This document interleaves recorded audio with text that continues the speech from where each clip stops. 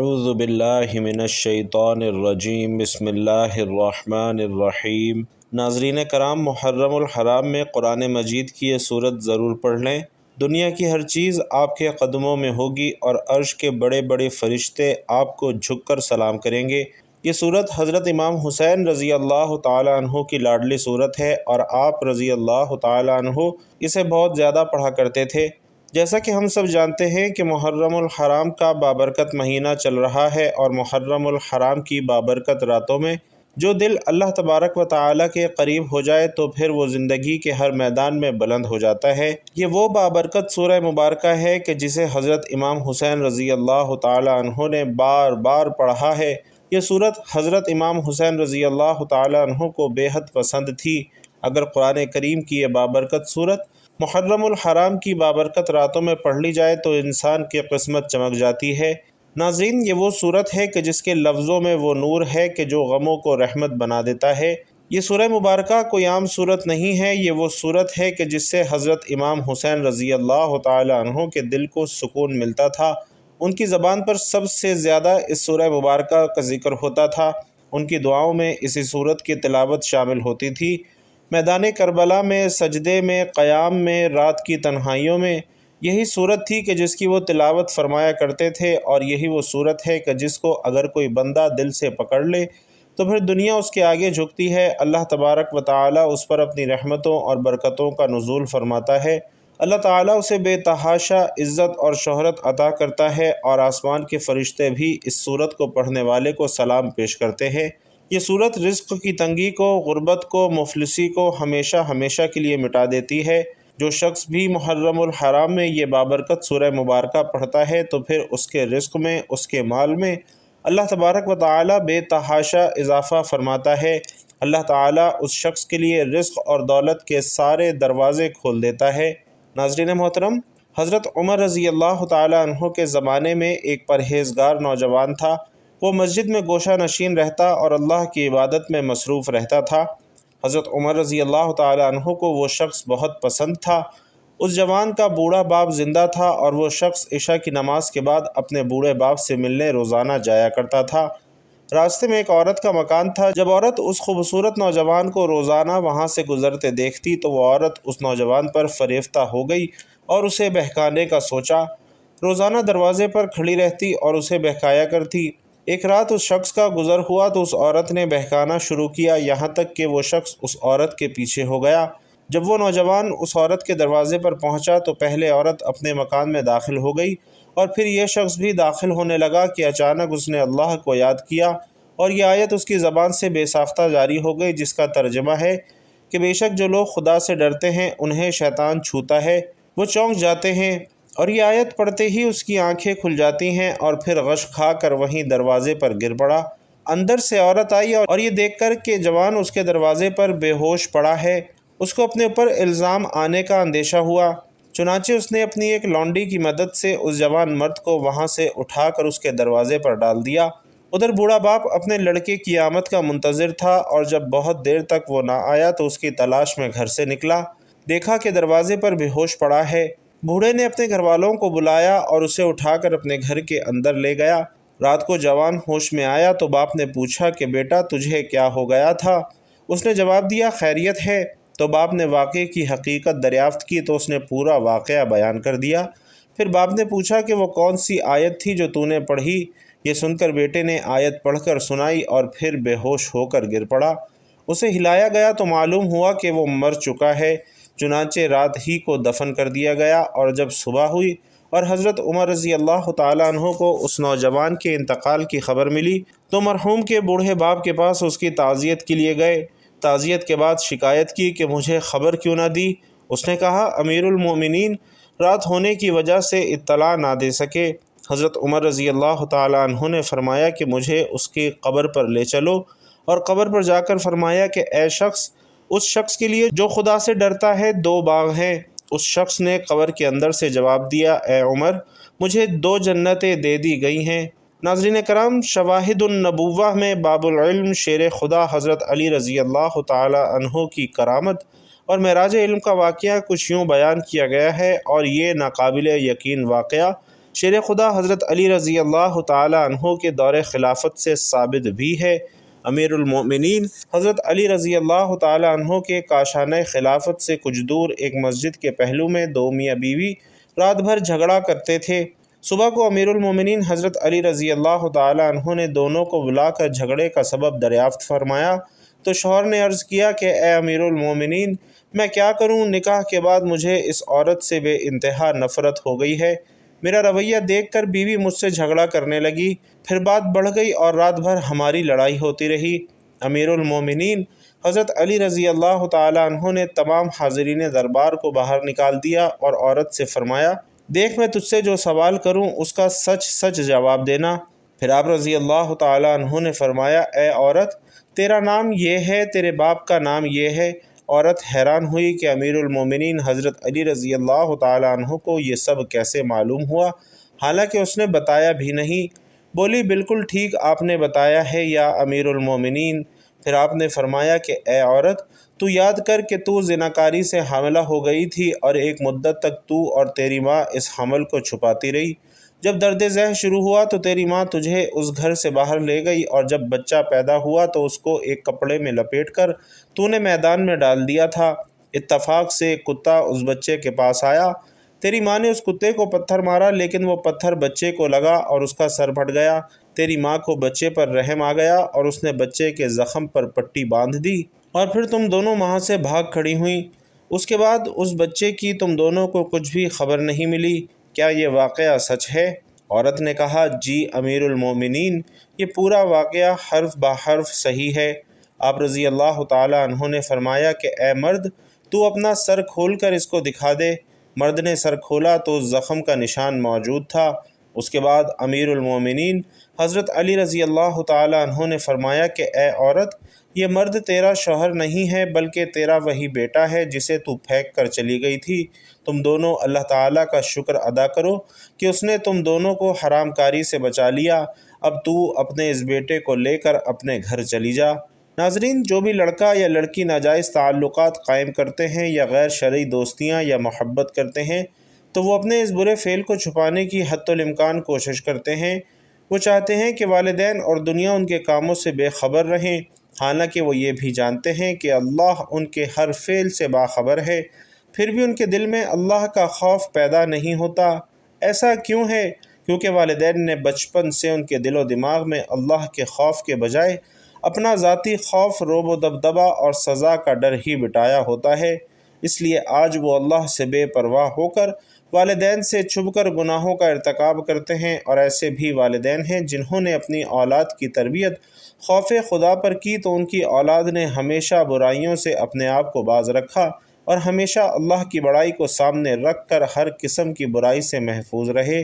اس video میں پیش کیے گئے دونوں واقعات سے ثابت ہے کہ جو لوگ اللہ کے خوف سے ڈر جاتے ہیں وہ زنا کی دہلیز پر جا کر بھی خوف خدا کے باعث زنا جیسے حرام عمل اور کبیرہ گناہ سے اپنے آپ کو محفوظ رکھتے ہیں، اور اللہ کے یہاں انہیں 2 جنتیں عطا کی جاتی ہیں۔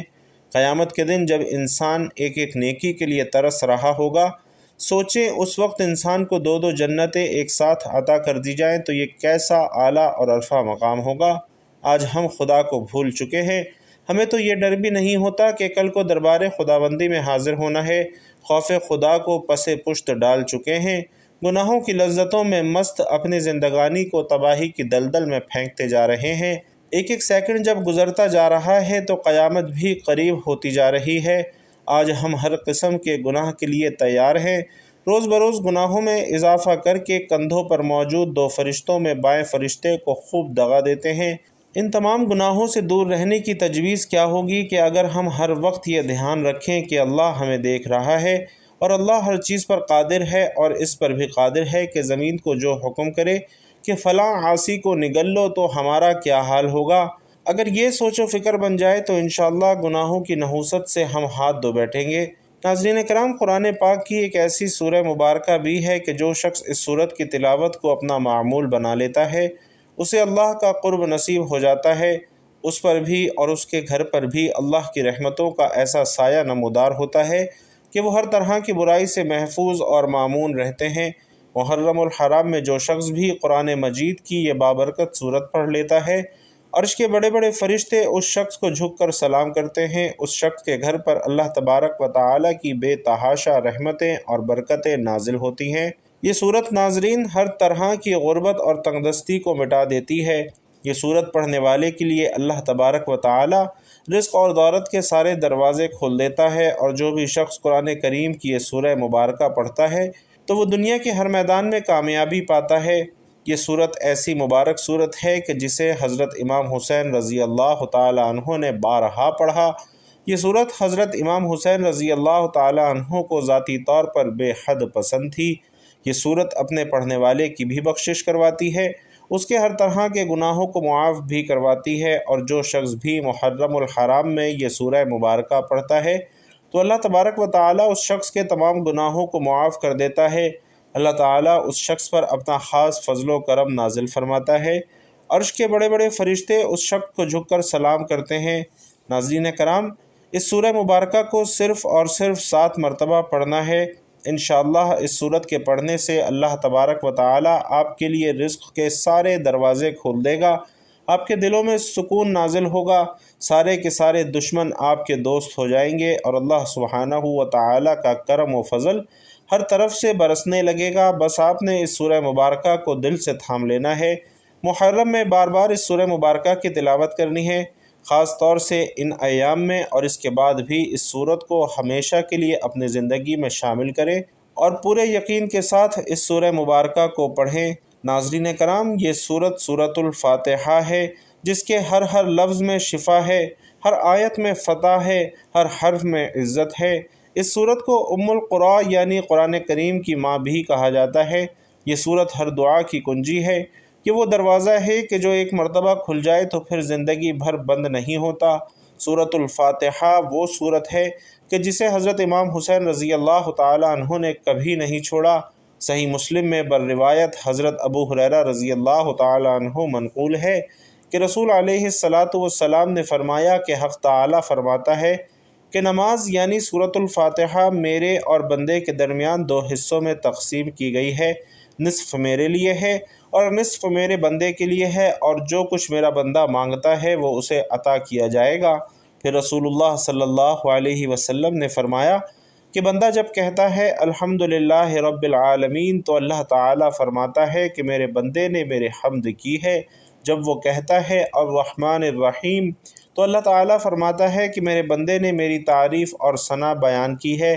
جب بندہ کہتا ہے مالک یوم الدین تو اللہ رب العزت فرماتے ہیں کہ میرے بندے نے میری بزرگی بیان کی ہے۔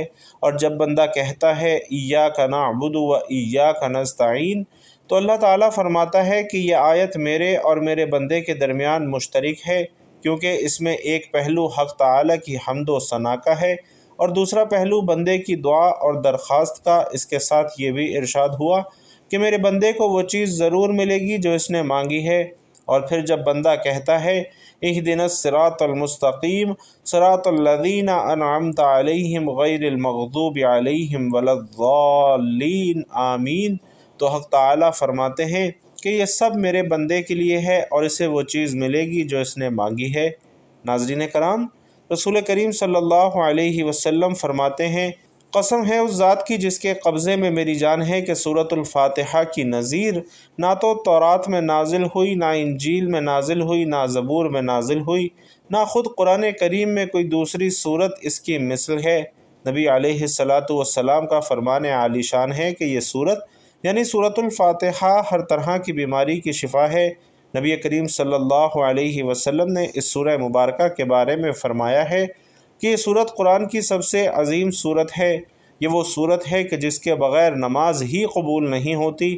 اس سورت کو ہر نماز میں پڑھنا لازم ہے۔ سورۃ الفاتحہ کا ایک اہم ترین پیغام ہے جو یہ ہے کہ اللہ رب العزت کی تعریف اللہ تبارک و تعالیٰ کو بے حد پسند ہے۔ حضرت عبداللہ ابن عباس رضی اللہ تعالیٰ عنہ فرمایا کرتے تھے کہ ہر شکر کرنے والے کی زبان کا یہ وتیرہ ہے کہ اس زبان پر الحمدللہ جاری ہوتا ہے۔ حضرت آدم علیہ السلام کے جسم میں جب اللہ سبحانہ و تعالی نے روح ڈالی اور ان کی زبان پر جو سب سے پہلا کلمہ آیا وہ تھا الحمدللہ۔ حضرت سیدنا نوح علیہ السلام نے بھی فرمایا کہ پھر جب تم اور تمہارے ساتھ والے کشتی پر ٹھیک بیٹھ جاؤ تو تم کہنا کہ تمام تعریفیں اس اللہ کے لیے جس نے ہمیں ان ظالموں سے نجات دی۔ اسی طرح حضرت ابراہیم علیہ السلام نے بھی یہی کہا کہ سب خوبیاں اللہ کو جس نے مجھے بڑھاپے میں اسماعیل اور اسحاق دیے، بے شک میرا رب دعا سننے والا ہے۔ اسی طرح حضرت داؤد علیہ السلام حضرت سلیمان علیہ السلام کے قصے میں بھی یہی بات فرمائی گئی کہ بے شک ہم نے داؤد اور سلیمان کو بڑا علم عطا فرمایا، اور دونوں نے کہا کہ سب خوبیاں اللہ کو جس نے ہمیں اپنے بہت سے ایمان والے بندوں پر فضیلت بخشی۔ اور اللہ رب العزت نے پیارے پیغمبر صلی اللہ علیہ وسلم سے بھی مخاطب ہو کر فرمایا، اور یوں کہو کہ سب خوبیاں اللہ کو جس نے اپنے لیے بچہ اختیار نہ فرمایا اور بادشاہی میں اس کا کوئی شریک نہیں اور کمزوری سے کوئی اس کا حمایتی نہیں، اور اس کی بڑائی بولنے کو تکبیر کہو۔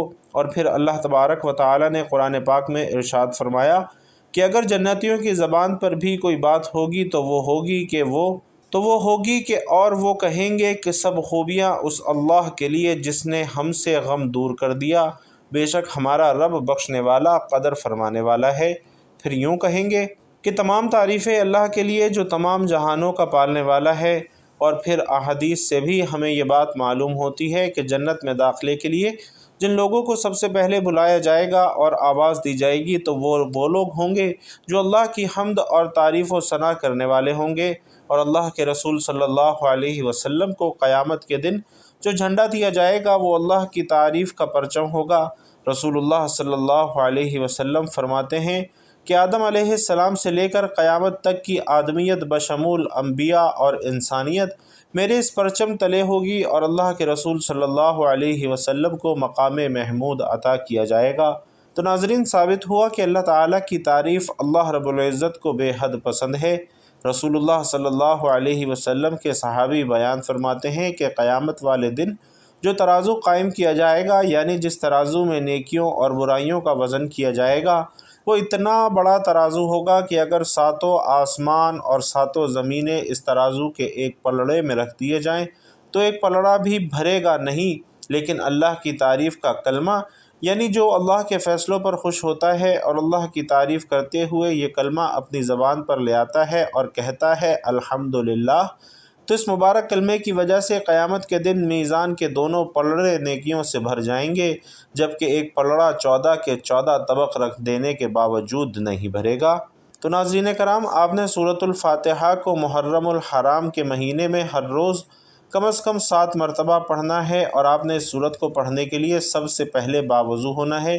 اگر آپ کسی نماز کے بعد اس سورت کو پڑھتے ہیں تو یہ سب سے زیادہ افضل ہے، اگر نہیں تو دن کے کسی بھی حصے میں اس سورت کو آپ پڑھنا چاہیں تو پڑھ سکتے ہیں۔ تو آپ نے سب سے پہلے 3 مرتبہ درود ابراہیمی پڑھنا ہے، یعنی جو درود ہم نماز میں پڑھتے ہیں آپ نے 3 مرتبہ وہ درود یعنی درود ابراہیمی پڑھنا ہے۔ اس کے بعد پھر آپ نے سورۃ الفاتحہ کی تلاوت کرنی ہے، اور اس سورت کو آپ نے 7 مرتبہ پڑھنا ہے۔ جب آپ 7 مرتبہ سورۃ الفاتحہ کو پڑھ لیں تو آخر میں پھر درود ابراہیمی 3 مرتبہ پڑھ لینا ہے۔